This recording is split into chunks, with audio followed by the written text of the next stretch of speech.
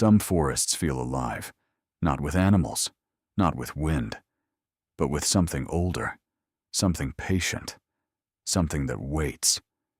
Black Hollow was one of those forests, a place where the trees grew too close together, where the shadows stretched too far, where the air always felt colder than it should, a place that behaved less like land and more like a living organism. Locals avoided it. They crossed themselves when they drove past it. They warned their children never to go near it. But warnings only work on people who believe them. And the 4 friends who entered Black Hollow did not believe in anything they couldn't see. Ethan, Mara, Lucas, Dani.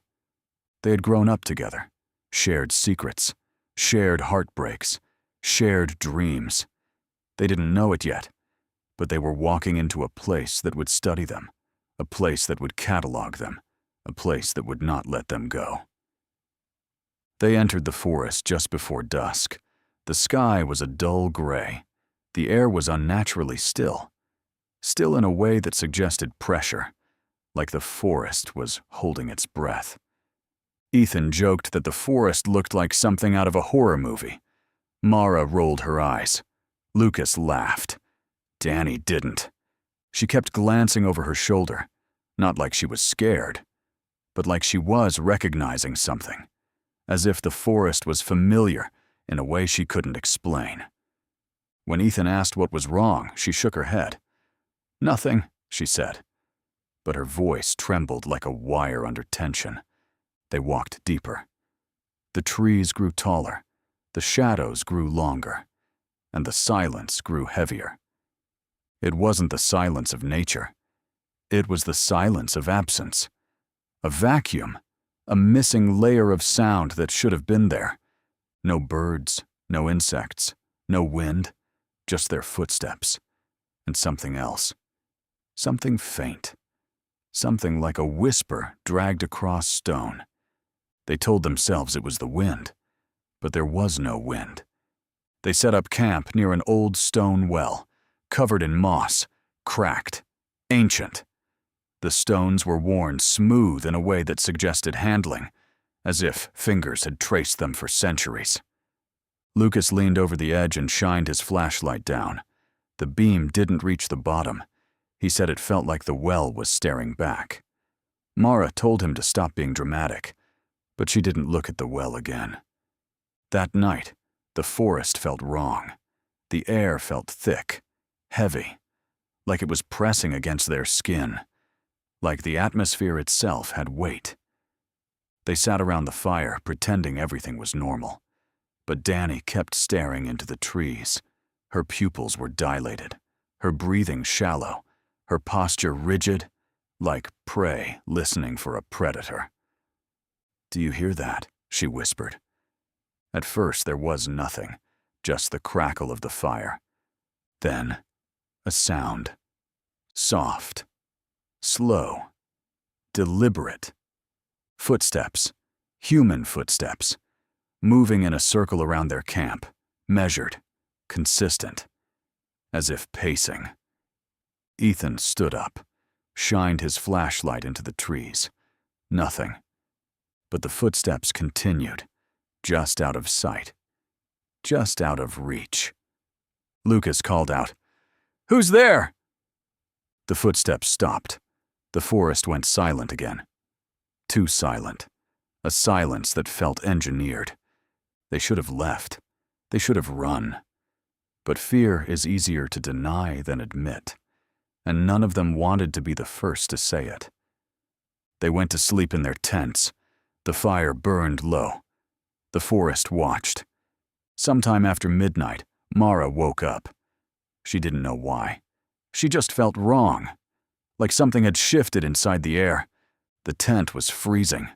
Her breath came out in white clouds. She heard something outside, a soft, rhythmic sound. Breathing. Slow. Deep. Too close. She reached for Ethan. His skin was ice cold, not chilled. Cold like absence. Cold like something had drained the heat from him. She shook him. He didn't move. She whispered his name. He didn't answer. She unzipped the tent and stepped outside. The forest was pitch black. The fire was dead. The air was colder than she had ever felt. She called out for Lucas, for Dani. No answer. Then she heard it, a whisper. Right behind her. She spun around. No one was there. But the whisper came again. Closer. Clearer. Mara. Her name. Spoken in Ethan's voice. But Ethan was still inside the tent. Cold. Unmoving. She backed away, her pulse hammering, her breath shaking. Then she saw something in the trees. A shape. Tall. Thin. Wrong. It didn't move like a person. It didn't stand like a person. It stood too still, too straight, as if suspended, as if gravity didn't apply. Mara ran. Branches tore at her arms. Roots caught her feet. The forest seemed to shift around her, closing, opening, redirecting. She stumbled into a clearing, called out until her voice broke. No reply. She pressed her back to a tree and listened. The trees made no sound at all, except for the faint rustle of something moving deeper in the dark, something that moved with intention. Hours passed, or minutes. Time lost its edges. She heard her name again. But this time, it wasn't a voice. It was a memory, projected into her mind like a photograph held too close. A hand she loved, a morning she missed, a promise she had broken. The forest was learning her, studying her, feeding on her recollections like a scent trail. When rescuers arrived days later, they found the campsite abandoned, the tents torn open from the inside, the fire pit cold, the well uncovered, and the forest silent. They found Lucas first, at the base of a tree, eyes open, face frozen in terror. No wounds, no trauma. His heart had simply stopped, as if something had frightened him past the body's threshold. They found Dani next, kneeling beside the well, hands pressed against the stones, head tilted as if listening. Her eyes were missing. But there was no blood, no tearing, no trauma to the surrounding tissue, as if the eyes had simply ceased to exist. Ethan was found deeper in the forest, his body twisted, broken, but with no external injuries, no bruising, no lacerations, as if the force that crushed him had come from inside. Mara was never found. Searchers found no footprints beyond a ring of darkened moss, only marks in the earth like fingers pressed into it, circles of trampled leaves, a path that folded into itself like a loop. After that, the town changed. People spoke carefully. Old superstitions resurfaced. Teenagers dared each other to shine lights into the hollow, and some came back quieter than before. A deputy said the woods felt resentful.